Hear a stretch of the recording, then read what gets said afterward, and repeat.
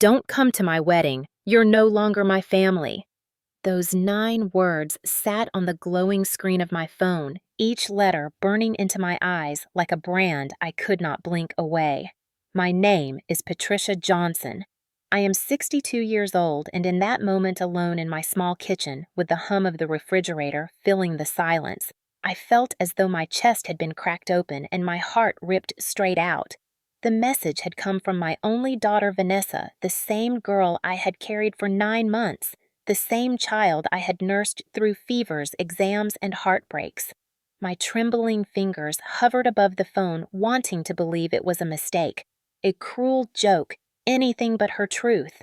The air in the room turned heavy, thick with the taste of betrayal.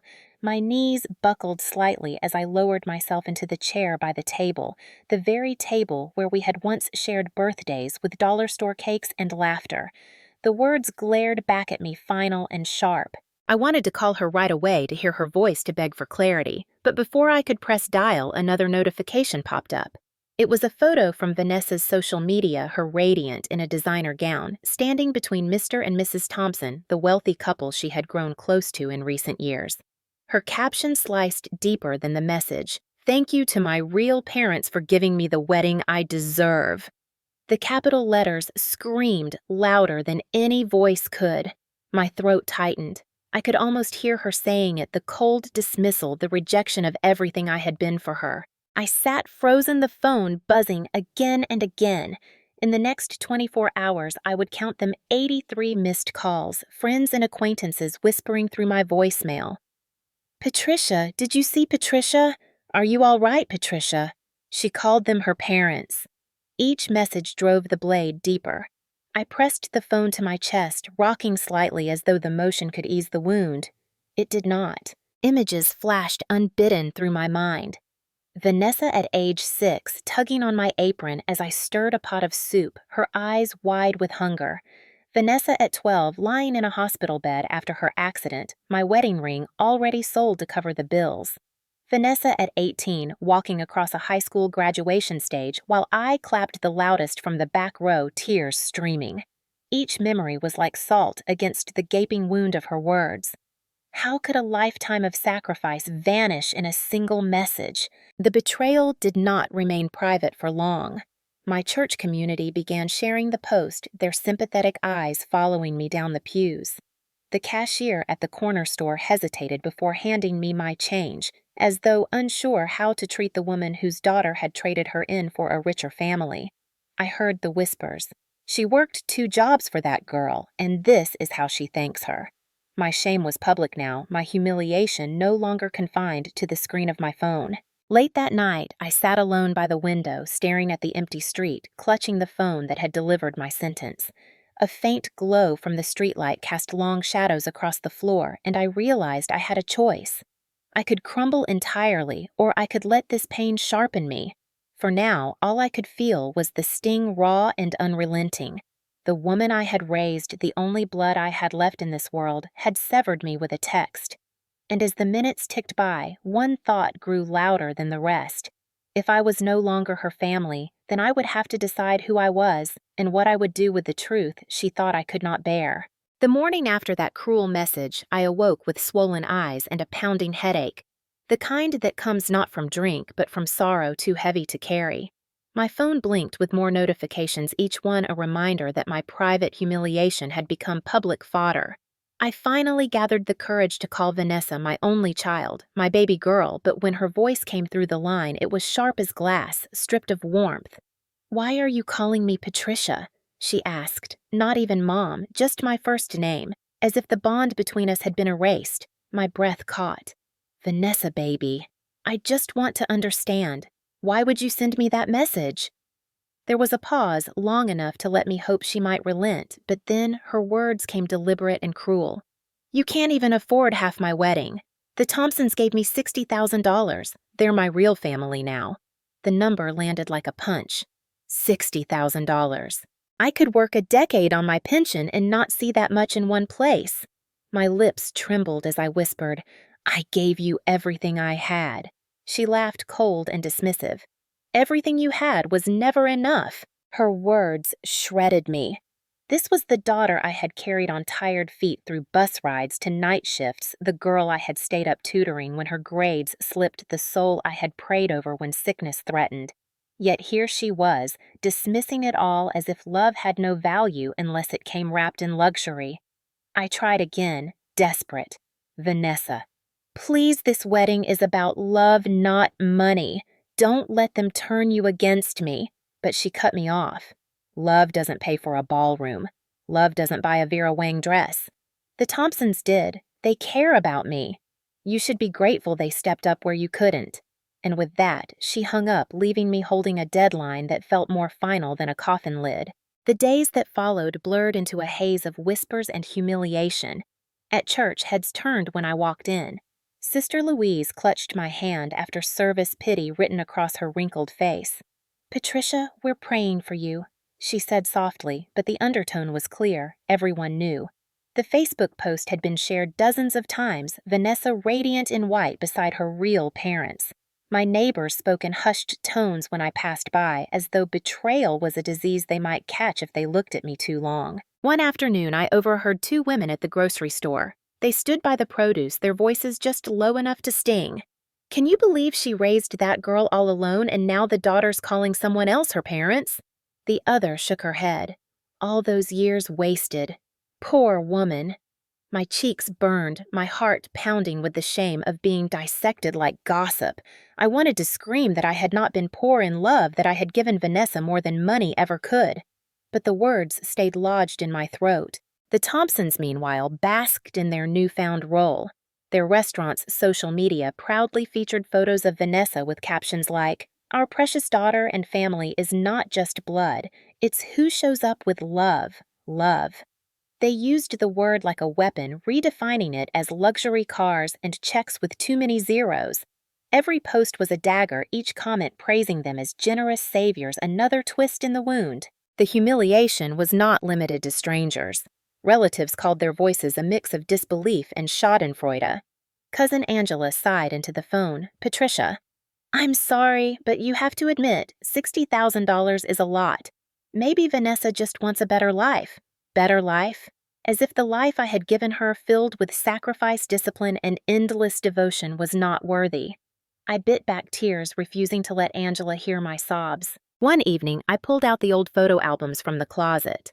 My hands trembled as I flipped through pages of birthdays, scraped knees, Christmas mornings with second-hand gifts wrapped carefully to look new.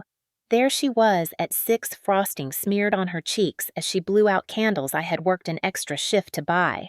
At 12, bandaged and fragile in a hospital bed, my wedding ring already pawned to cover the bills. At 18, grinning in her cap and gown while I clapped from the back row, exhaustion hidden beneath my proud tears. And now, at 28, dismissing it all for a ballroom in a designer gown. I had given her everything I had, and it was not enough. The realization gnawed at me not just as a mother, but as a woman who had built her entire identity around sacrifice. If love work and faith were meaningless compared to a stranger's wallet, then what was left of me? Each day I replayed our phone call, her voice slicing into me. The Thompsons are my real family now. But beneath the anguish, something else stirred. Anger. Righteous, simmering anger. I began to see clearly this was not just about a spoiled daughter or an extravagant wedding. This was about power. The Thompsons had bought her affection the way they bought everything else, parading her as their prize, their proof of superiority. And in doing so, they had not only stolen my daughter, but attempted to erase me entirely. Late one night, I sat at the kitchen table with a pad of paper and a pen. I wrote down every expense I had ever covered for Vanessa tuition checks, hospital bills, rent when she was between jobs. The numbers added up to more than I dared count. It was not money I wanted back. It was acknowledgement, validation that my sacrifices mattered. I stared at the list until tears blurred the ink. And then, slowly, another thought crept in.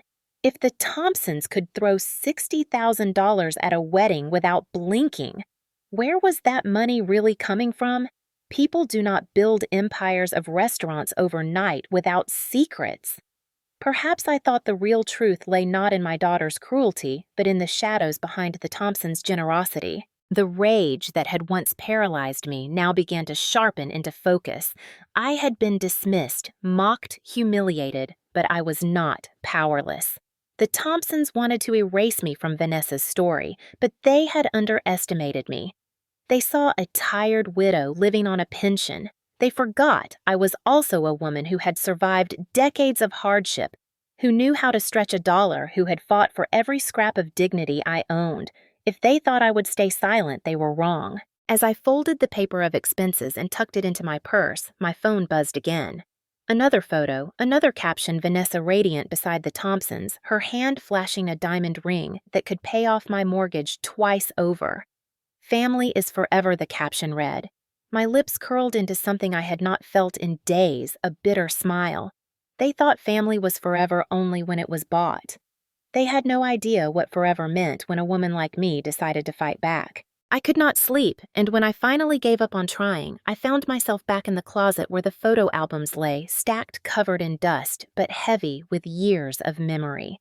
I pulled them out one by one and spread them across the kitchen table, the same table that had been witness to so many nights of worry and joy.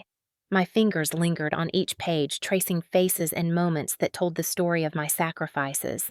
Every image was a reminder of how far I had gone to protect and provide for Vanessa, how much of myself I had poured into her life. I remembered the early years after my husband David passed away.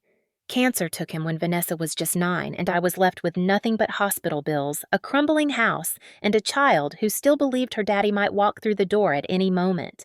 I took on double shifts at the hospital as a night nurse, and when my feet ached too much to stand, I scrubbed offices downtown just to keep the lights on. My pension would eventually carry me through, but at the time, it felt like the world had swallowed us whole. Still, every night before bed, I kissed her forehead and promised her tomorrow would be brighter. There was the Christmas when she was 10, when I sold my wedding china to buy her the bicycle she had dreamed about for months. I can still hear her squeal of joy when she saw it leaning against the tree-red ribbon tied to the handlebars. She never knew what it cost me to see the empty cabinet where my plates once stood, plates that had been a gift from my grandmother. But I told myself the look on her face was worth it. Then came the accident when she was 12. A reckless driver had sent her small body flying across the asphalt, and I remember the panic, the sterile smell of the hospital, the doctors murmuring about surgeries. I had no savings, no backup, but I had a wedding ring on my finger, and within an hour it was gone, traded for cash at a pawn shop so I could sign the papers that saved her life. For weeks, I lived at the hospital sleeping in a chair, spoon-feeding her soup when she was too weak to hold the spoon herself. I would have sold the very roof over our heads if it meant keeping her breathing. Her teenage years were no easier. When college applications came, she dreamed of universities I could never afford. But I promised her I would find a way. I remember standing in the financial aid office, holding her hand, begging for scholarships, grants, anything to give her the future she deserved. I worked 12-hour shifts, canceled every vacation, and even borrowed money from friends I knew I might never repay. When the acceptance letter finally came, she screamed with joy, and I cried tears of relief, though I knew the next 4 years would be a battlefield of bills and sleepless nights. At her graduation, I wore the same black dress I had owned for 20 years, stitched and restitched so it would not fall apart. She wore a cap and gown, smiling as she shook the dean's hand. The audience clapped, but I was the loudest, shouting until my throat went raw. She looked out into the crowd, and our eyes met for a fleeting second. I thought then that she understood that she knew every blister, every ache, every sacrifice had been for her. But sitting now at the kitchen table staring at those photographs, I realized she had forgotten, or perhaps she had chosen to forget. To her, my sacrifices were invisible, drowned out by the shimmer of diamonds and the allure of $60,000. The Thompsons had not been there in the hospital, had not sat up nights wondering how to pay tuition, had not pawned away heirlooms to keep her dreams alive. They had swooped in at the finish line, waving their checkbook, and in her eyes that erased everything I had done. The more I thought about it, the more bitterness grew inside me, coiling like a snake around my ribs. All those years I had told myself it was worth it, that someday she would look back and understand. But now the truth loomed cold and undeniable. She had not only failed to see me, she had replaced me. In her world, my sacrifices were dust and the Thompsons' money was gold. Tears blurred the pages, dripping onto photographs until faces warped under the watermarks. I pressed the albums closed and clutched them to my chest, rocking as if they could fill the void she had carved into me. "I did all of this for you," I whispered into the empty room, my voice cracking. But no one answered. Only the hum of the refrigerator filled the silence, steady and indifferent. As dawn crept through the curtains, I sat with the heavy weight of memory pressing down on me. My sacrifices had built her life, but they had also blinded me. I had raised her to believe she deserved the world, and in giving her everything I had taught her to measure love in currency instead of devotion. That realization stung sharper than any insult. By the time the sun rose fully, I felt something shift inside me. I could not erase the past, could not undo the sacrifices or the way she now disregarded them, but I could decide how to face the future.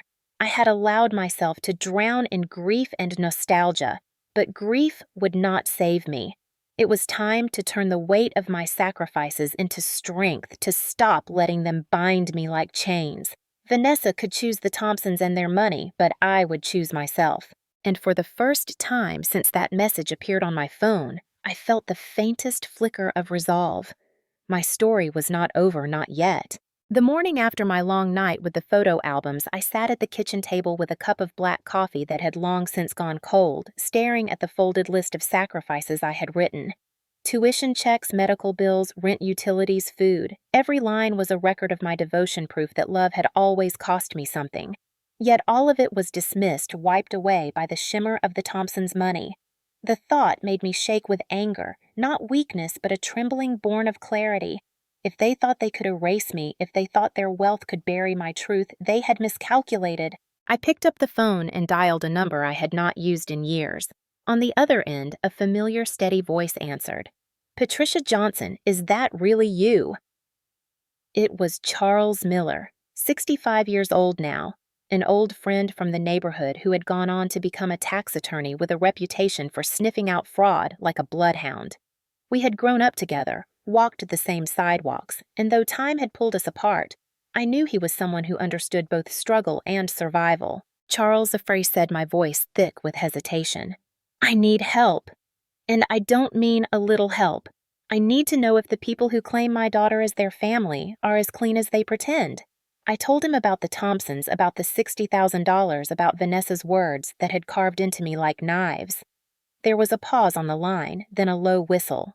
"Patricia, if they can throw around that kind of money without blinking, you're right to ask questions. People don't build restaurant empires overnight without dirty tricks. If you want me to look, I will." For the first time since the message, I felt a spark of control. I drove downtown to his office the next day, a modest space lined with books and case files. Charles leaned back in his chair, listening as I laid everything out: the Facebook posts, the lavish photos, the sudden wealth. His eyes narrowed. "You've been humiliated, Patricia, and they've tried to strip you of your worth. But humiliation is not the end. Sometimes it's the beginning of justice." He pulled a legal pad toward him. "Here's what we do.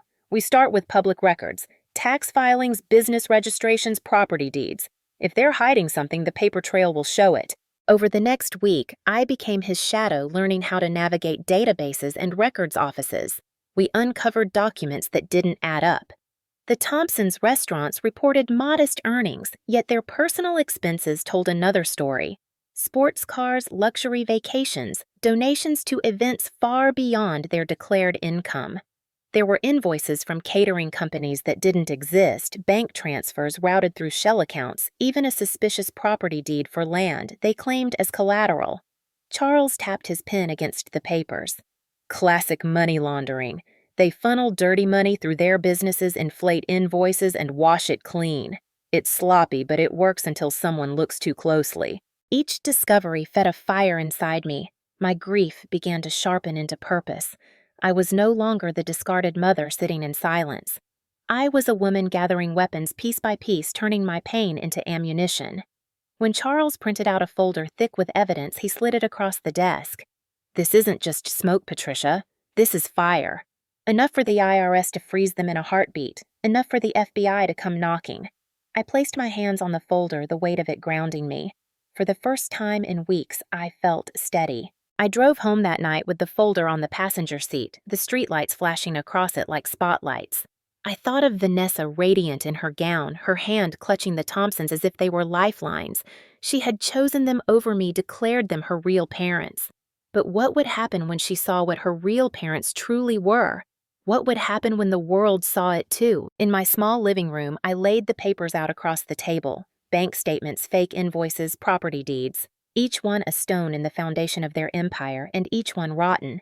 I imagined the ballroom on her wedding day, the chandeliers glistening, the crowd clapping, the Thompsons preening like royalty. I imagined myself stepping forward, placing a gift in her hands, a gift that would shatter her illusions in front of everyone. The thought sent a shiver down my spine, but it was not fear. It was anticipation. I had been silent too long, bowed by shame, but shame was their weapon, not mine. My weapon was truth written in ink in numbers they could not erase. As midnight crept closer, I gathered the papers into the folder again, holding it against my chest. For so long, I had believed my value was measured in sacrifice, that my worth depended on what I gave away. But as I stood in that dim room, I understood something new. My worth was not in what I had lost, but in what I still carried the strength to fight, the courage to reveal, the power to expose. The Thompsons thought they had bought my daughter. They thought they had buried me. But they had no idea that the woman they dismissed was about to become the storm they never saw coming. The folder sat on my kitchen table like a loaded weapon, each page a bullet aimed at the empire the Thompsons had built from deception. But Charles was not satisfied with suspicion alone. He wanted irrefutable proof, the kind that left no room for denial. "If you're going to expose them, Patricia, you can't just show cracks. You need to show collapse," he told me as we pored over bank statements late into the night. His words settled into me hard and steady. Collapse. That was exactly what I wanted. Over the next 2 weeks, we dug deeper. Charles contacted an old colleague at the county clerk's office who owed him a favor, and soon property records began to trickle in. One deed caught our attention, a piece of land listed as collateral for a loan, but the signature on the document was forged. The notary listed hadn't worked in the county for years. "That's felony fraud," Charles muttered, his eyes gleaming with the satisfaction of a hunter closing in. Another paper showed a catering company that had billed the Thompsons nearly $200,000 for a single event. Yet the business address was a boarded-up storefront with weeds crawling through the pavement. I drove past it myself one afternoon, my heart hammering as I parked across the street. The windows were cracked dust thick on the glass. No deliveries, no signs of life. Just a shell company feeding the illusion of success. I snapped photos, the click of the camera sounding like justice in motion. For the first time, I felt taller, steadier, as if the ground beneath my feet was no longer shifting sand, but solid rock. The deeper we went, the darker it became. Offshore accounts tied to their names surfaced hidden beneath layers of shell corporations. Transfers from businesses in the Caribbean funds flowing back into the restaurants to make their profits appear legitimate. It was a spider web of deceit, but every strand we uncovered led back to the Thompsons. Charles shook his head as he traced the lines on the documents. "They're laundering millions, Patricia, and they're arrogant enough to think no one will notice. Well, someone has." One night, as I sat alone reviewing the papers, I noticed something that made my stomach drop. Among the transactions was one labeled wedding sponsorship, $60,000 withdrawn from an account that had already been flagged for suspicious activity. My breath caught. Vanessa's wedding, the very event that had shattered me, was financed directly with dirty money. She wasn't just abandoning me for wealth, she was tying herself to a criminal empire, unknowingly placing her future in the hands of fraudsters. I pressed the paper to my chest, my tears staining the ink. Anger and sorrow twisted together, but so did resolve. This was bigger than humiliation. This was a crime, and my daughter was walking into it blind. When I showed Charles, he leaned back in his chair, his expression grim. "Patricia, this is it. This is your smoking gun. With this, the IRS will freeze their accounts. The FBI will launch a full investigation. But you have to be careful. If you present this at the wedding, it won't just be a scandal, it'll be a detonation." I thought of Vanessa, her bright smile, the arrogance in her voice when she called the Thompsons her real parents. I thought of the whispers at church, the pitying looks, the shame that had clung to me like a second skin. And then I thought of justice sharp and clear, slicing through lies. Let it detonate, I said quietly. The world needs to see the truth. Together, Charles and I compiled a dossier. Every fake invoice, every forged signature, every suspicious transfer. We organized it chronologically with photos receipts and notarized statements. Charles even prepared a summary letter addressed to the IRS and the FBI ready to be sent the moment the wedding began. We'll send it right before you walk into that ballroom, he explained. That way, by the time you open your mouth, the wheels of justice are already turning. The plan crystallized in my mind. On the day Vanessa expected to shine, when the Thompsons planned to parade her as their prize, I would deliver a gift no one could ignore. A gift wrapped not in ribbons, but in truth, heavy enough to bring down an empire. As the wedding approached, the anxiety grew, but so did my resolve. I found myself rehearsing in the mirror, imagining Vanessa's face as she opened the envelope. I imagined the silence that would follow the gasps, the murmurs spreading like wildfire. And I imagined the look on the Thompsons' faces when their kingdom of lies collapsed under the weight of my evidence. The night before the ceremony, I sat alone in my living room, the folder on my lap. I whispered to David, my late husband, as if he could hear me through the veil between worlds. I couldn't save her from choosing wrong, but I can save her from living in their lies. I will not let her carry their sins. The words felt like a vow binding me to the path I had chosen. By morning, I dressed in my best suit, simple but dignified, the same navy blue I had worn to church on Easter Sundays. I placed the folder carefully into my bag alongside a small envelope tied with a red ribbon, the package I would hand to Vanessa in front of everyone. My hands shook not from fear, but from anticipation. For too long, I had been dismissed, forgotten, erased. Today, I would make sure my voice echoed louder than their lies. The drive to the hotel ballroom felt surreal, the city streets blurring past as I gripped the steering wheel. Each mile brought me closer to confrontation, closer to the moment when humiliation would turn into justice. When I pulled into the parking lot, the sight of luxury cars lined up outside only steeled my resolve. I thought of the catering company's boarded-up windows, the forged deeds, the shell accounts. I thought of the $60,000 dripping with crime. And I knew without doubt that I carried the truth the world needed to see. As I stepped out of the car and adjusted my jacket, I felt the weight of the folder press against my side. It was heavy, yes, but it was not a burden. It was my weapon, my shield, my redemption.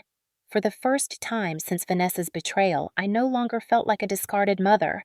I felt like a warrior walking into battle armed with truth, and I was ready to strike. The hotel glittered with chandeliers, golden drapes, and crystal glasses lined on tables draped in white linen. I paused at the entrance, my heart pounding so hard I could hear the rush of blood in my ears. Laughter floated from inside the ballroom, smooth and confident, the sound of people who believed themselves untouchable. The air smelled of roses and champagne, but beneath it I could already sense the rod of lies waiting to be exposed.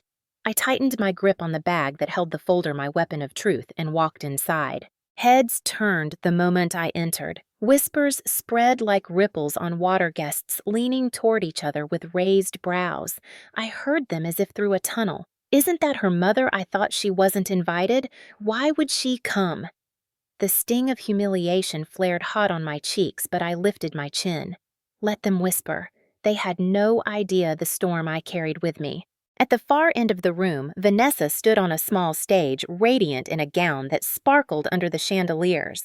Her hair was styled perfectly, her smile bright as she clung to Mr. and Mrs. Thompson's arms like trophies. The couple preened their chests, puffed with pride, basking in the adoration of the crowd. My stomach twisted, but I forced my legs forward, each step steady, deliberate. When Vanessa's eyes landed on me, her smile faltered. She pulled her hand from Mrs. Thompson's arm and stepped down. "What are you doing here?" she hissed when I reached her. Her voice carried just enough to hush the music enough for curious eyes to turn our way. "I came to give you my gift," I said, my voice calm, though my hands trembled inside my bag. I reached in and pulled out the small red-ribboned envelope, holding it out to her. The ribbon gleamed under the light, delicate but binding. "Go on, open it." She rolled her eyes loud enough for the room to catch.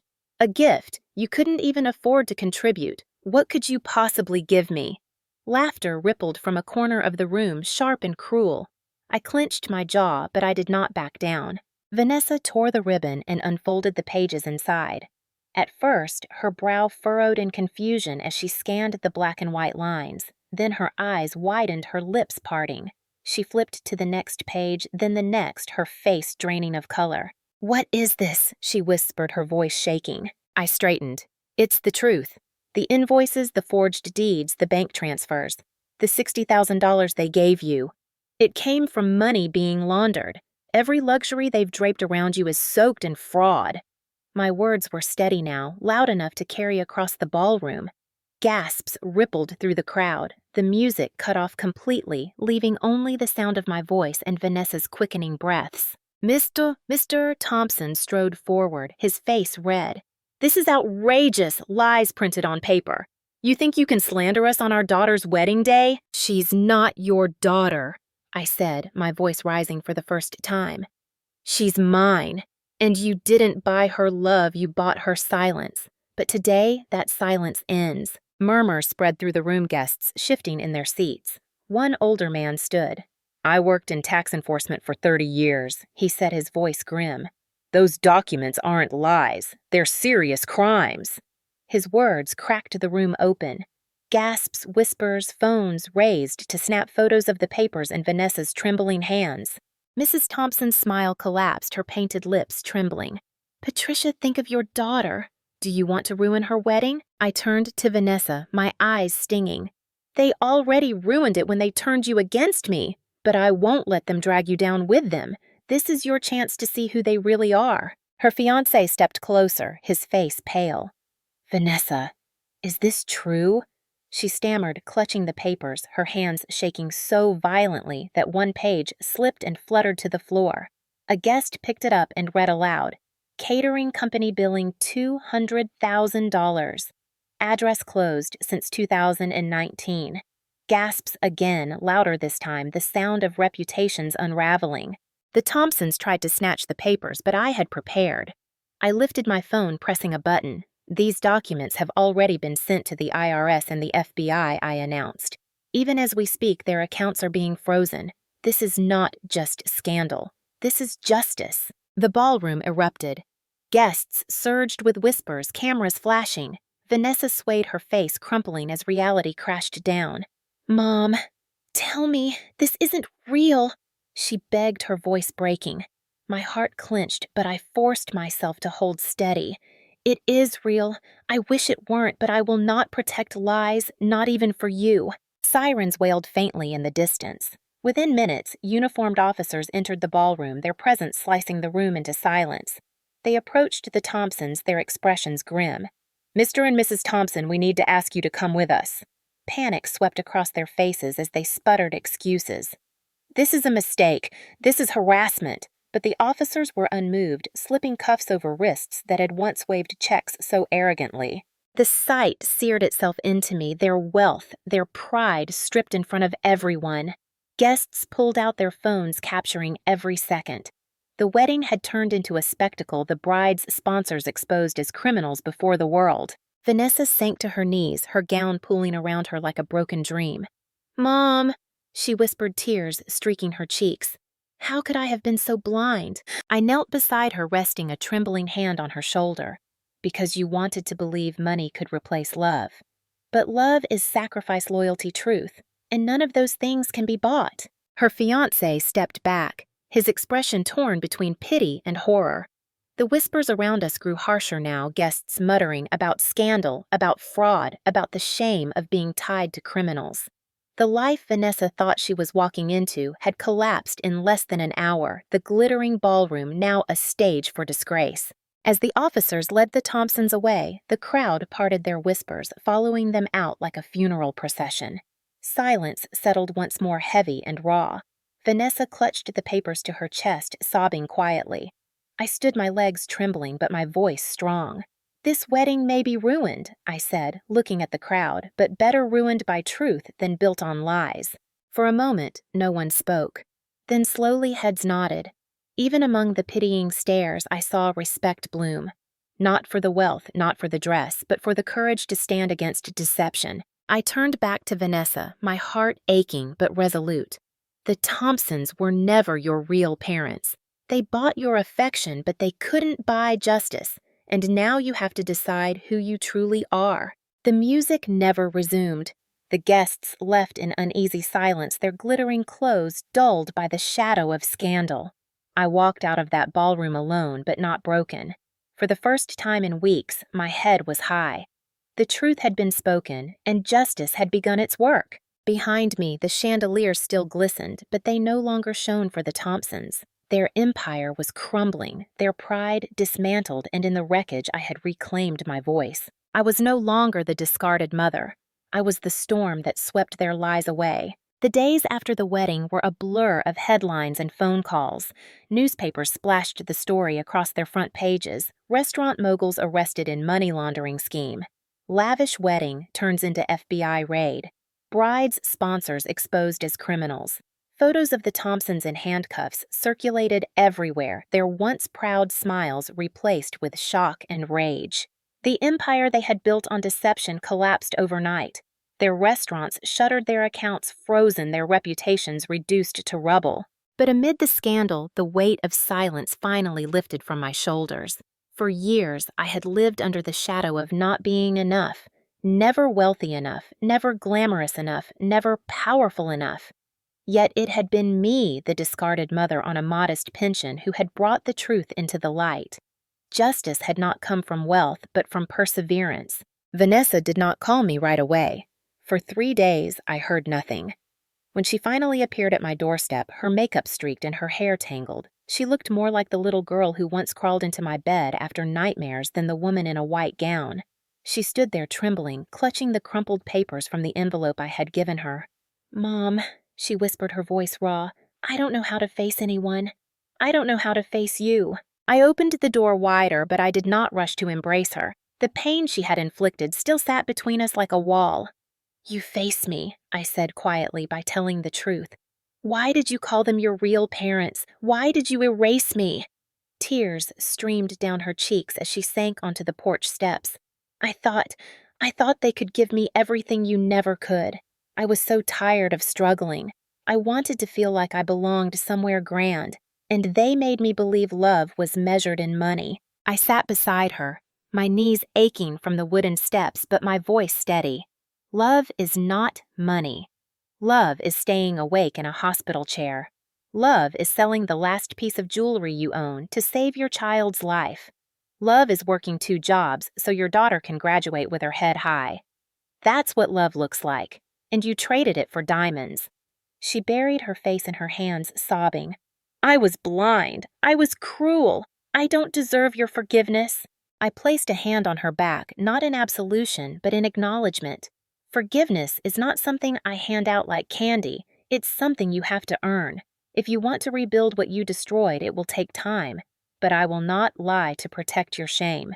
You will live with the consequences of your choices just as I live with the scars of mine. Her fiancé never returned. Within a week, he called off the engagement, unwilling to tie his name to a scandal. Vanessa was left adrift, stripped of the glittering future she had chased. But perhaps it was in that emptiness she would finally see the truth. The community that once pitied me now looked at me differently. At church, when I walked down the aisle, people no longer whispered about humiliation. They whispered about courage. Sister Louise squeezed my hand with tears in her eyes. "You reminded us all that dignity isn't bought. You showed us that truth still has power." Those words wrapped around me like a balm, soothing wounds that had festered too long. Weeks turned into months. The Thompsons' trial moved forward, their crimes laid bare for all to see. Vanessa testified, her voice shaking as she admitted how easily she had been lured by wealth.